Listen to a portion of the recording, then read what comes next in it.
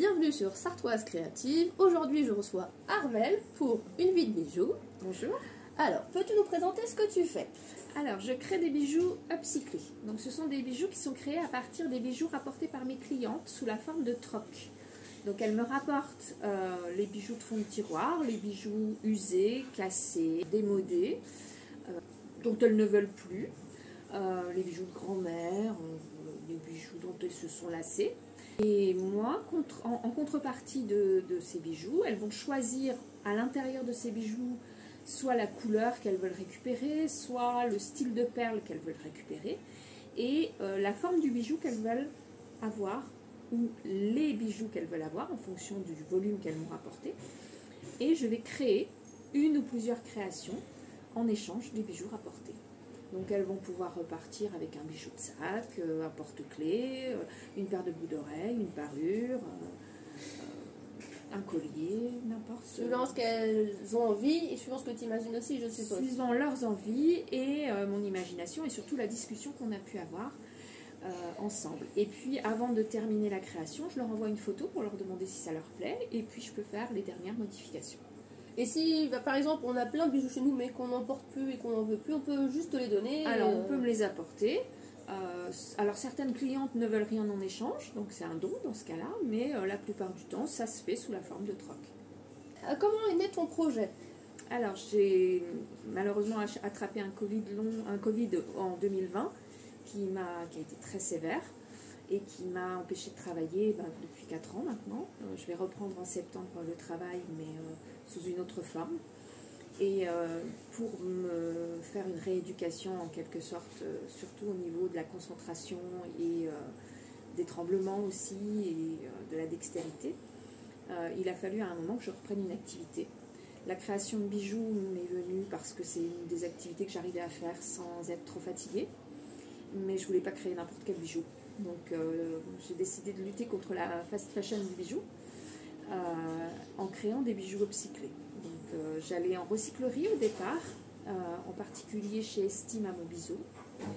J'achetais des bijoux, je les démonte et puis je les remonte sur une base en acier inoxydable. Le but est qu'ils soient durables à nouveau, puisque l'acier inoxydable est une matière solide, et qu'il n'ait pas d'allergène. Donc tout ce qui est base de bijoux, les bases de boucles d'oreilles, les chaînes, l'âme du bijou, la tige, etc.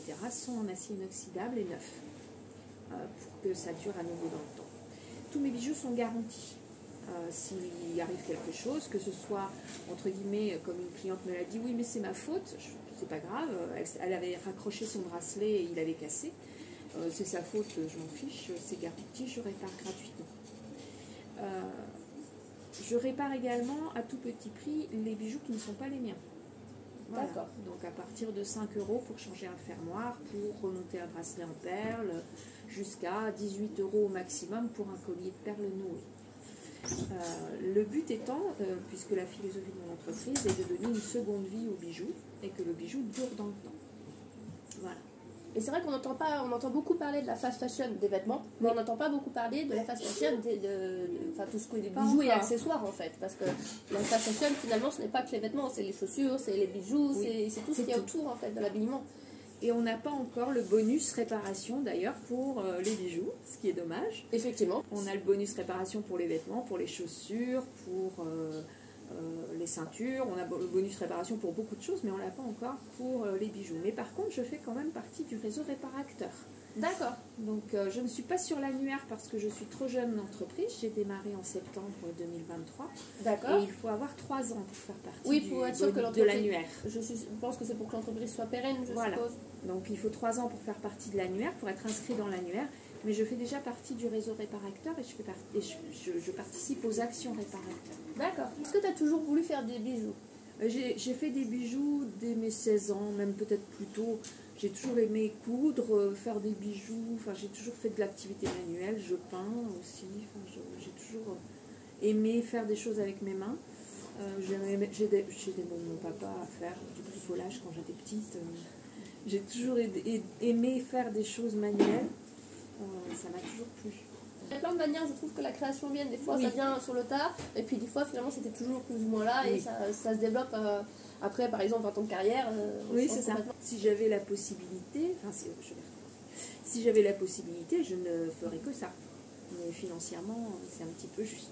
Oui, il faut le temps de se faire connaître et de se développer, ça prend du temps. Oui, et puis j'ai encore 2 enfants à élever, donc à terminer leurs études, donc ce serait un petit peu juste financièrement. Mais si mon rêve, ce serait d'ouvrir une petite boutique et de vivre que de ça. Mais la quantité de vente est insuffisante pour vivre uniquement de ce métier. On te souhaite que ça grandisse à l'avenir, parce que c'est un beau... Ça grandit petit à petit, parce que là maintenant j'ai 3 points de vente, il y en a un qui marche bien, donc j'espère que ça va continuer comme ça. J'en aurai un 4e à la rentrée, à la brocanterie, là où on tourne aujourd'hui.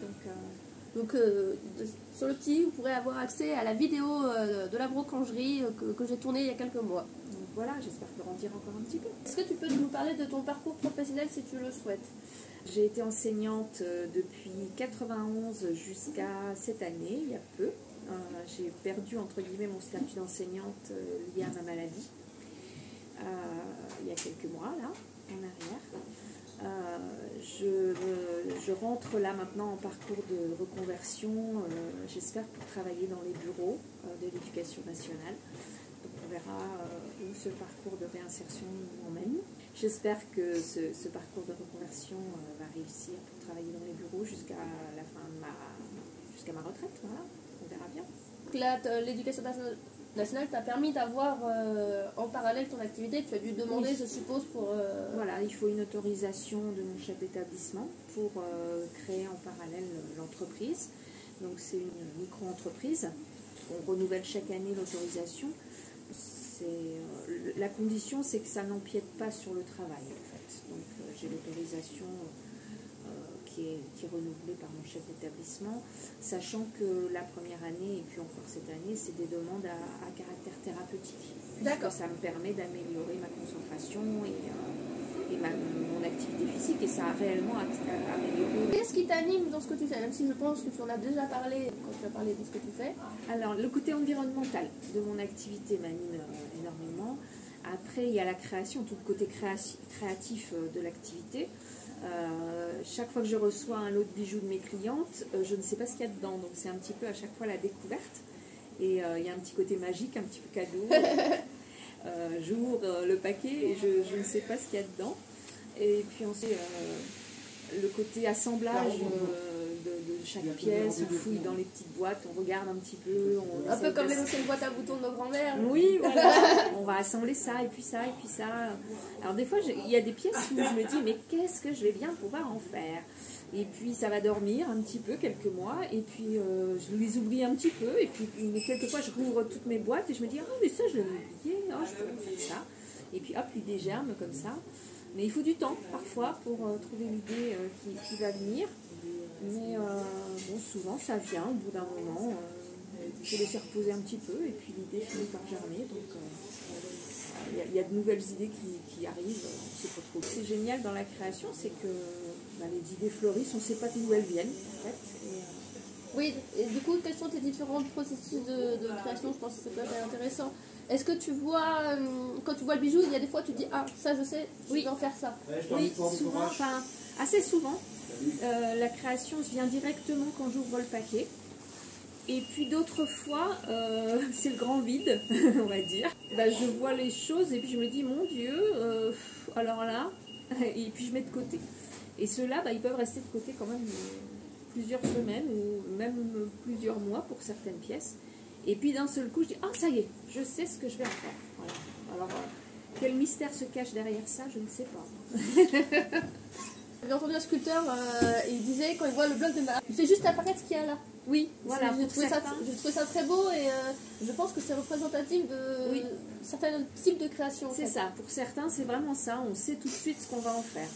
Pour d'autres, il faut plus longtemps pour que derrière, le cerveau doit travailler tout seul et puis à un moment, pop, ça apparaît et on sait à nouveau ce qu'on va en faire, mais il a fallu du temps. Et donc tu disais aussi, des fois, il y a des bijoux, tu revends tel quel parce que en seconde main. Oui, alors dans ce que rapportent les clientes, effectivement, il y a des bijoux qui sont trop jolis. Alors j'en ai pas là, mais j'enverrai une photo. Il y a des bijoux qui sont vraiment très jolis et que je ne me vois pas casser. Il y en a aussi qui sont incassables, hein, des bracelets en bois par exemple qui sont très jolis ou des colliers qui ne se démontent pas. Je ne vois pas les démonter ou ils sont indémontables. Et ils sont pourtant jolis et revendables. Donc j'ai décidé de mettre un prix unique sur ces bijoux-là. Je les revends en seconde main à 8 €. D'accord. Voilà. Comme ça, je ne m'embête pas à fixer un prix. J'ai fixé un prix pour tout le monde. Donc voilà, ça permet d'aller les différents types, que ce soit le seconde main ou la création avec du seconde main. C'est ça. Ça reste de l'upcycling. Oui, ça reste de la vente en bijoux qui durent. Oui. Voilà. Ça donne une seconde vie, des objets qui étaient destinés pour certains probablement à la poubelle. Oui. Ou qui dormaient au fond des petits tiroirs. Et oui, que les personnes ne servaient plus. Prenaient la poussière. Je pense qu'on a tous comme ça des bijoux dans les tiroirs. Beaucoup de femmes ont une quantité de bijoux. Et dont une partie qui ne sert quasiment jamais. Et j'ai surtout des clientes qui me disent oh, je les ai jetés la dernière fois à la déchetterie. Alors surtout pas, rapportez-les-moi ou déposez-les dans mes points de vente. Alors, est-ce qu'il y a un moment de la journée que tu préfères? Pour créer, ça dépend. Mais j'aime bien l'après-midi et le soir, plutôt que le matin. Le matin, j'ai toujours plus de mal. L'après-midi, le soir, je crée plus facilement. C'est là où ton inspiration... C'est là où je suis le plus en forme, donc oui, donc c'est là où l'aspiration vient le plus. Mais ça m'arrive aussi de créer sur les marchés. J'aime bien créer sur les marchés. D'abord parce que les clients voient que le processus créatif, donc ça c'est sympa aussi. Il y a des marchés où j'ai pas le temps. Oui, ça influence. Mais là, sur des festivals ou sur des marchés où il y a un petit peu moins de passages ou s'il y a moins de monde, j'aime bien créer et j'aime bien sortir les outils et créer devant les clients parce que ça c'est quelque chose où il y a l'ambiance et puis les clients voient les outils, voient les choses se faire et c'est quelque chose où j'aime bien faire ça. Où sont disponibles tes produits? Alors pour l'instant j'ai 3 points de vente. C'est le premier historique, c'est Viveco Les Joyeux à Jouer-l'Abbé qui a vendu mes bijoux en premier. Ensuite, j'ai la boutique de la Fabrique à Sainte-Jeanne, donc qui est dans la rue qui serpente entre les deux boulangeries. Et la troisième boutique, c'est Canidophile à Chauffour-Notre-Dame. D'accord. Et puis, à partir du 1er septembre, je déposerai aussi mes bijoux à la Brocangerie, 8 rue Gambetta au Mans. Ok, donc je mettrai tout ça dans la barre d'infos. Comme ça, vous pouvez retrouver les points de vente plus proches de chez vous. Et puis, j'ai aussi un site internet qui regroupe tous ces points de vente aussi et qui indique les adresses où vous pouvez trouver. Alors, chaque point de vente a un stock spécifique et sur le site internet, c'est encore un autre stock. Donc, n'hésitez pas à aller voir les différents endroits. Chaque fois que je dépose un stock dans un magasin, tout est sur mon site Facebook. Donc, n'hésitez pas à aller regarder un petit peu. Si vraiment une pièce vous plaît, vous me mettez un petit message et puis j'essaye de la récupérer. Et puis même si vous habitez très loin, je peux envoyer par courrier. Ça marche. Voilà. Tu as des personnes à recommander pour qu'ils passent à ta place? J'en ai beaucoup. Tous ceux avec qui je travaille à la boutique éphémère sont susceptibles de passer.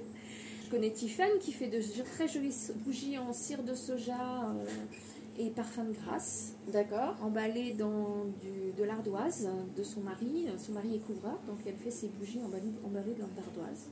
Ah oui, c'est atypique, effectivement. Voilà. Et c'est local, bon, sauf sa cire qu'elle achète, mais sinon l'ardoise est locale. Elles sont très bonnes. Elles durent 72 heures, ou je sais plus combien, ça dure super longtemps, elles sont très bonnes. C'est une petite jeune toute pétillante, toute adorable, voilà. Donc je pourrais te donner sa carte. Je connais Sébastien qui fait des tableaux lumineux en bois, fraisés. Ok. Très yang, très thérapeutique, mais il fait aussi sur mesure tout ce qu'on lui demande. Je connais une vannière, Françoise, mais qui est un petit peu plus loin, elle qui est du Nord-Sarthe. Ici c'est toute la Sarthe, donc voilà. Ça va. Elle fait de très jolies vanneries. Amandine qui fait des terrines bio.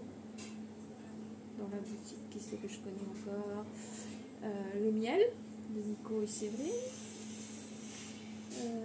Flora, mais elle vient d'avoir un bébé, donc pour l'instant ce sera peut-être plus tard. Oui, je comprends. Voilà. Et puis qu'est-ce que j'ai oublié? Christelle qui fait des trucs en tissu. Voilà. On a tout ça là. Donc Christelle a tout un rayon anti-gaspi. Tu sais, lingette démaquillante, éponge pour nettoyer dans la maison. Donc elle fait l'anti-gaspi, elle fait le bébé et elle fait l'hygiène. Ok. Donc un tiers de son activité c'est l'anti-gaspi. De nouvelles personnes à aller rencontrer. Voilà. Que conseillerais-tu à quelqu'un qui veut commencer soit à consommer local ou dans le zéro déchet de mieux consommer? Bah déjà de se renseigner autour de soi parce qu'il y a énormément d'endroits où on peut acheter ces produits, hein, que ce soit sur Le Mans ou Nord-Sarthe. Et ben Nord-Sarthe, Saint-James, il y a la boutique de la fabrique. Sur Le Mans, bah, il y a déjà la brocangerie, il y a Anagramme, il y a plein de magasins où on trouve des produits locaux pas très chers. Là, il y a la Biocoop, enfin voilà, il y a plein de magasins où on peut acheter des produits locaux. Quand on consomme autrement, finalement, on ne consomme pas tellement plus cher. C'est consommer autrement. Finalement, de bouche à oreille, on a des producteurs locaux chez qui on peut se rendre aussi. Et on se crée un réseau. Donc, on a des produits qui sont tellement meilleurs que finalement, on ne regrette pas. On veut consommer local, on peut consommer local. Et puis, je crois qu'il y a des annuaires consommer local. J'étais tombée là-dessus en cherchant quand je suis arrivée sur Le Mans. Parce que moi, sur le Nord-Sarthe, j'avais un super marché, enfin, pas un supermarché en amont, hein, un super local à Jouer-la-Baie, de la terre à l'assiette. Et ça faisait loin d'aller là-bas, donc j'ai recherché un petit peu en arrivant sur Le Mans. Et j'étais tombée sur un annuaire où il y avait tous les producteurs locaux de la Sarthe entière en fait. On peut trouver, quand on veut chercher, je pense, on peut trouver tous les producteurs locaux et puis les magasins un petit peu atypiques. Il y en a de plus en plus. Est-ce qu'il y a des endroits que tu apprécies en Sarthe? Beaucoup. Il y en a beaucoup trop pour les faire tous, je pense. Il y a des super jardins, déjà rien qu'au Mans, quand on veut aller se balader, il y a déjà énormément de parcs où on peut se balader tranquille, il y a tout le bord de Sarthe. Moi je suis mancelle depuis peu maintenant, parce qu'on a déménagé en janvier, il y a un petit peu plus d'un an. Mais pour aller se balader, vraiment, je trouve que Le Mans c'est une super ville, parce qu'on a du vert à 5 minutes de chez soi, pratiquement n'importe où on habite, donc c'est déjà pas mal. Et puis après, il y a plein de petites boutiques comme ça, un petit peu atypiques, un peu partout dans la ville. Moi j'aime beaucoup ici, la brocangerie, j'aime beaucoup le Baracha, j'aime beaucoup... alors après, je suis pas forte dans les noms, mais j'ai oublié un petit peu leur nom, mais il y a un petit resto vegan que j'aime beaucoup aussi, dans une des rues qui descend la place. Je sais y aller, mais j'oublie leur nom à chaque fois. Mais on mange très bien dans ce resto vegan. Je sais pas comment il s'appelle. Voilà, il y a plein d'endroits comme ça. Je ne savais même pas qu'il y avait un restaurant vegan au Mans, parce que le dernier a fermé, que je connaissais. Je pense que c'en est un autre, parce que c'était l'épicerie végétale, les Halles. Ah oui, alors non, c'était avec Me Up. C'était avec Me Up. Très très bon, c'était vraiment très bon. Et c'est pas très cher. Là, c'est pas la cantine. Je mettrai au pire le nom. Ouais. Quel est le dernier geste pour la planète que tu as mis en place? Le dernier, arrêter le coca et passer à la soda stream. Parce que ma fille est accro au coca. Donc j'ai mis beaucoup de temps à la convaincre. Mais c'était dur. Mais on a réussi. Alors on a un compromis, c'est qu'elle garde un vrai coca par jour. Et elle est passée le reste de la journée à la soda stream. Il y a encore du travail, mais c'est le dernier. Après, avant, il y en avait beaucoup d'autres, mais c'est le dernier en date. Donc on a fait un grand pas, parce que ça fait quand même 6 mois de négociation. C'est toujours plus difficile qu'il faut convaincre les autres que soi-même. Et puis 17 ans, c'est dur. Hein. Autant avant, quand elles étaient petites, c'était plus facile, mais 17 ans, on est dans le dur du dur. Donc voilà, mon dernier geste, c'était ça. Je vais avoir des poubelles jaunes qui vont beaucoup moins déborder parce qu'elle était énorme consommatrice. Donc pour sa santé, déjà, c'est plutôt pas mal. Et pour mon porte-monnaie, peut-être aussi. Hein, mais voilà, on est passé à la SodaStream pour le coca et c'est déjà pas mal. Enfin, en partie, puisqu'il reste un par jour de vrai. Eh bien, merci beaucoup. Merci d'avoir regardé cette vidéo. N'hésitez pas à la liker, à la partager ou à vous abonner. Et je vous dis à la prochaine.